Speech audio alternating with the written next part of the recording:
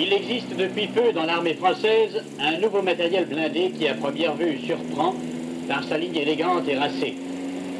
Ce char léger, puissant, maniable est officiellement nommé char de 13 tonnes, 75, modèle 51. Il est plus connu sous le nom d'AMX.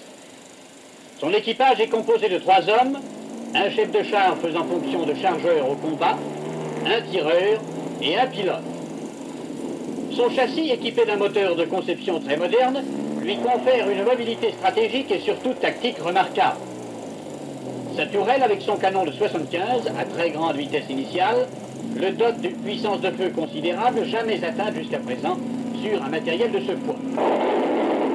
Sa silhouette générale et ses faibles dimensions en hauteur surtout lui permettent d'utiliser facilement le terrain au combat et de suppléer ainsi à la faiblesse de tendant, mais le personnel et les organes mécaniques à l'abri des armes automatiques d'infanterie jusqu'à 20 mm de calibre et des éclats d'obus d'artillerie.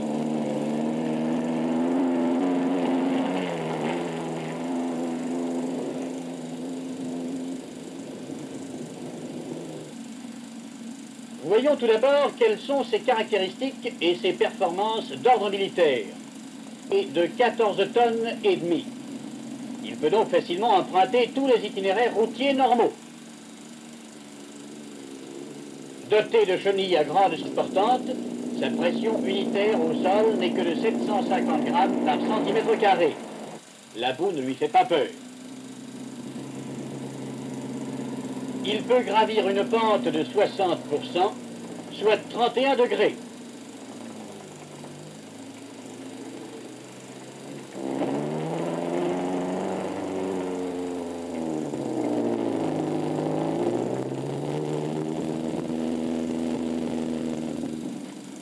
Franchir en marche avant un mur de 60 cm de hauteur.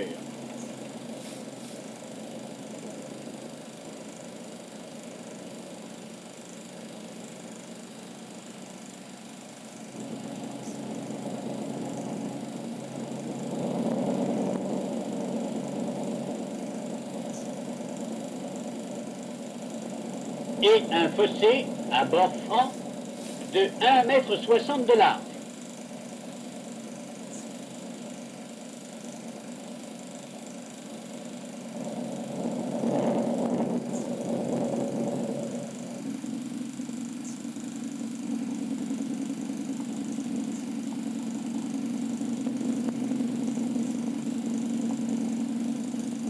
Sans aucune préparation, de traverser un cours d'eau à gué avec une profondeur de 0,80 m.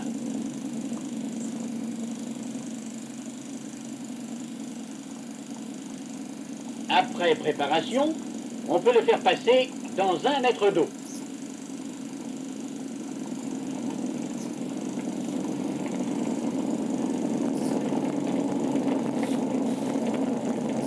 La vitesse sur route peut atteindre 65 à 70 km à l'heure.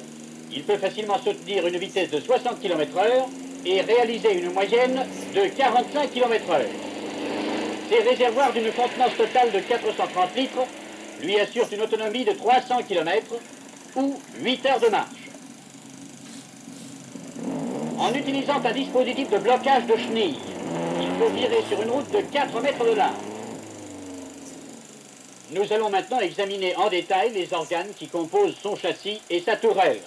Chaque tourelle se sépare d'ailleurs facilement en enlevant les 32 boulons qui fixent la couronne de la tourelle sur le toit de la caisse.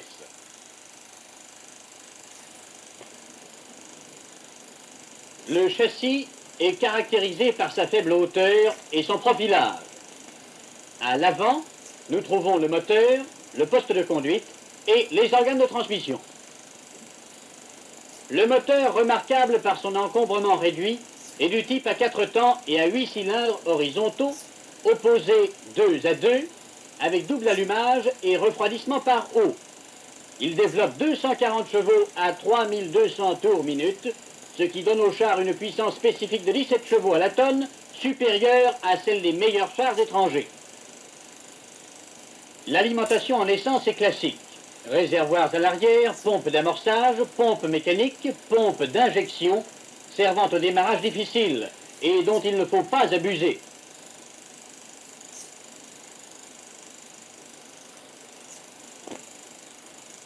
Le moteur est équipé de 2 carburateurs Zénith placés à l'avant.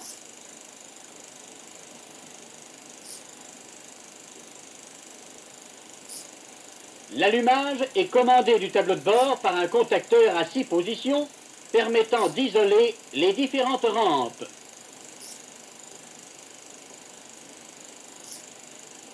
Il est assuré par 2 magnétos placés à l'arrière du moteur. La magnéto gauche est reliée aux bougies du haut de la rampe gauche et aux bougies du bas de la rampe droite.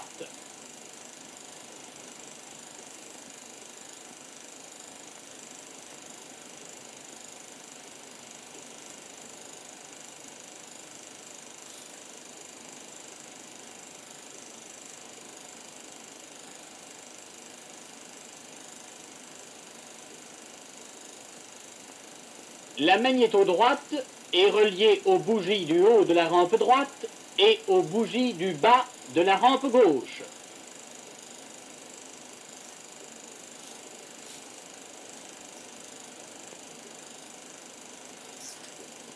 L'équipement électrique comporte également 4 batteries placées entre le panier de tourelle et la caisse, alimentées par une dynamo située sur le moteur et qui peuvent être mises hors circuit par un coupe-circuit général.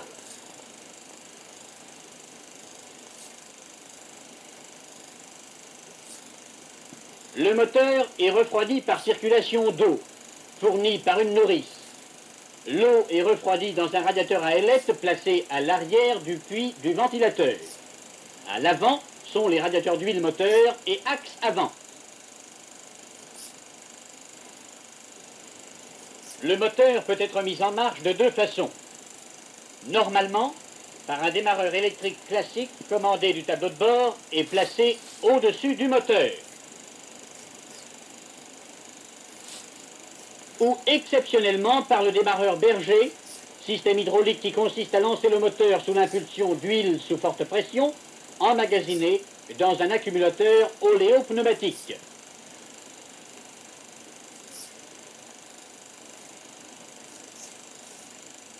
Voici le levier de ce démarreur. Le tableau de bord se divise en 2 parties. À gauche, la partie électrique où l'on peut voir l'ampèremètre, le contacteur d'éclairage extérieur, le contacteur d'éclairage du tableau de bord, une prise pour baladeuse, les disjoncteurs des circuits du tableau de bord, le bouton du démarreur, la manette de commande d'allumage des rampes de bougies, le voltmètre, la jauge d'essence et son contacteur à 2 positions, réservoir droite, réservoir gauche. À droite, la partie mécanique du tableau de bord, avec le compte-tours, le manomètre d'huile moteur, le compteur de vitesse, le thermomètre d'eau moteur, le manomètre d'huile de l'ensemble différentiel boîte de vitesse et le bouton du starter. Voici maintenant l'ensemble appelé axe avant, qui groupe la boîte de vitesse à 5 vitesses avant et une marche arrière. Le différentiel du type Cleveland, qui assure la direction de route et les freins latéraux à chaque extrémité pour permettre des virages plus accentués. La boîte de vitesse est commandée par un levier placé sur le tableau de bord.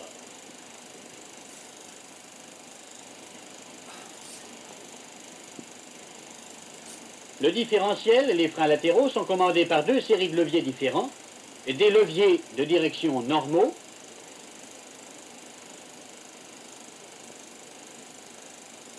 et à l'extérieur, les leviers commandant les bandes à sec.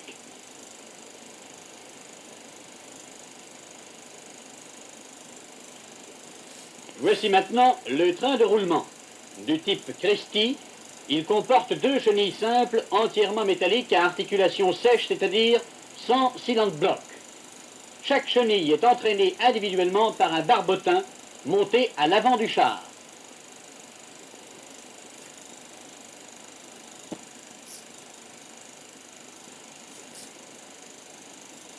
Il y a 5 galets de roulement.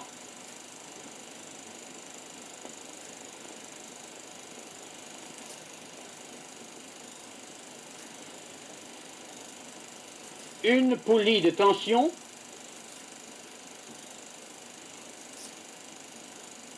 et 2 rouleaux porteurs par chenille. La suspension est assurée par 10 barres de torsion, une par galet, et 4 amortisseurs, 2 à l'avant, 2 à l'arrière.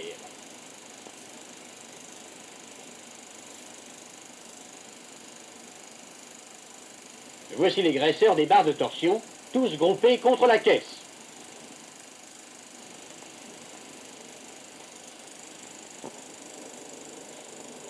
La tourelle est remise dans le châssis. Nous allons pouvoir la faire fonctionner. La tourelle FL10 qui équipe le char AMX est du type oscillant.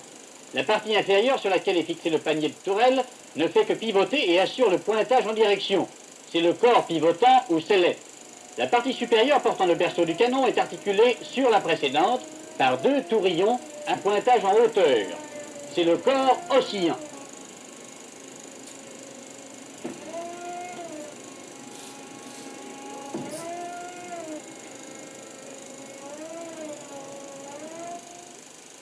Le pointage de la tourelle en direction peut s'effectuer soit en commande manuelle, soit en commande hydraulique.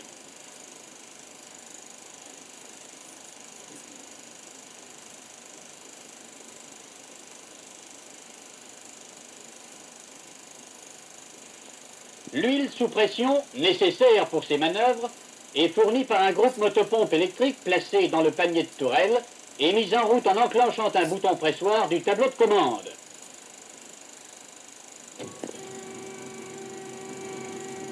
Tireurs et chefs de char ont chacun à leur disposition une commande hydraulique vitesse. Seul le tireur possède une commande position, qui est actionnée par le même volant que celui servant à la commande manuelle. La commande du chef de char est prioritaire.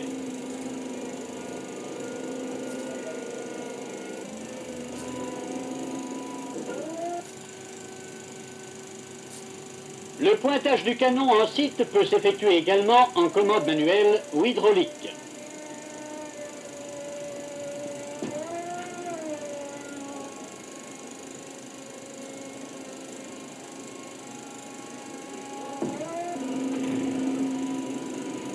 Une des particularités de l'AMX est le système d'interdiction de pointage dont l'origine est l'encombrement du corps oscillant en site maximum.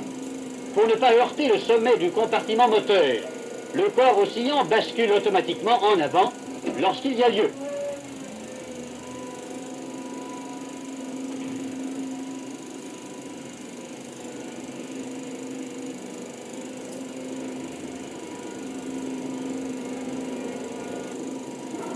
Le canon a une longueur de 4,64 m. Muni d'un frein de bouche, il tire des projectiles perforants de 75 mm avec une vitesse initiale de 1000 m/s. Sa précision est remarquable et il perce une cuirasse d'une quinzaine de centimètres à 1200 mètres. Il tire également des obus explosifs avec une vitesse initiale de 750 m/s. Il est semi-automatique et la douille est éjectée par l'arrière de la tourelle sans intervention de l'équipage. Pour permettre une cadence de tir encore plus grande et éviter des manipulations pénibles dans la tourelle, il existe un système de 2 barillets qui permet d'alimenter automatiquement le canon.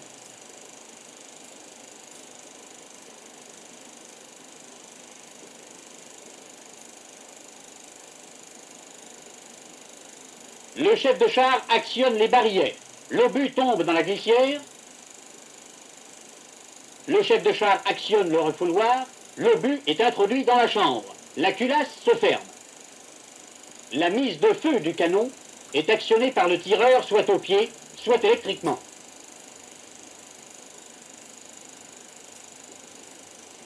L'armement secondaire comporte une mitrailleuse de 7 mm 5 coaxiale.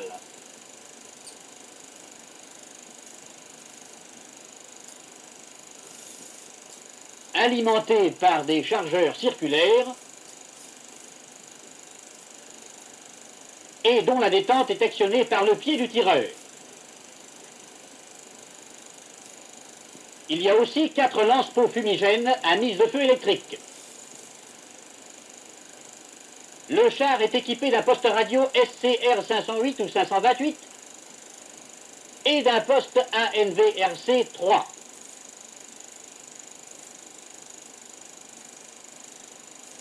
il existe un équipement interphone qui relie entre eux chef de char, tireur,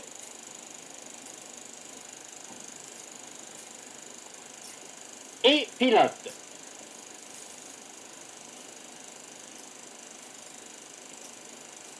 L'équipement optique comprend pour le tireur une lunette de tir et 2 épiscopes.